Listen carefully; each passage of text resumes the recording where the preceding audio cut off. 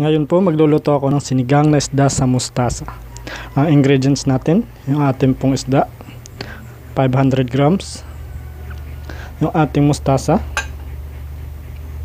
celery, salt, onions, tomato, at yung celery na green, yung ating luya o ginger.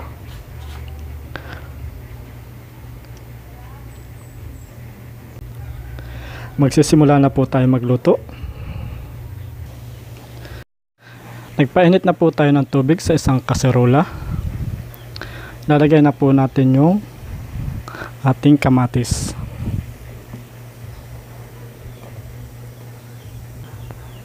Hintayin lang po nating lumambot yung ating kamatis o lumasa doon sa ating sabaw. So ayan po, kumukulo na po. Lalagyan natin yung ating asin.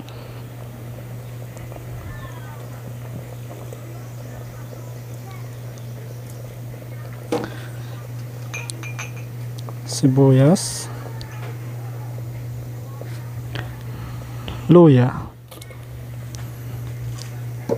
at yung ating celery para po lumasa siya sa sabaw.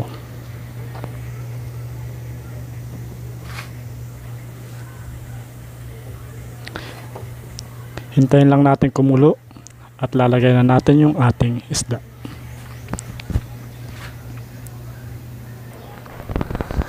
Ayan po, kumukulo na po.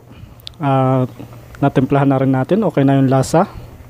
Lalagay na natin yung ating isda.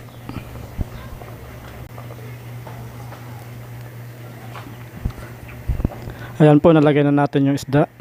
Hintayin lang nating maluto.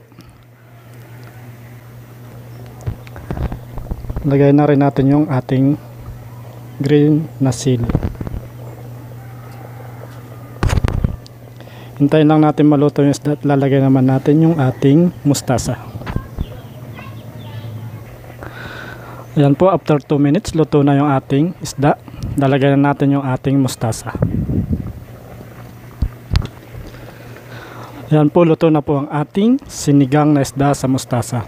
Lilipat na po natin siya sa serving bowl. Ready to serve na po ang ating sinigang na isda sa mustasa. Maraming salamat!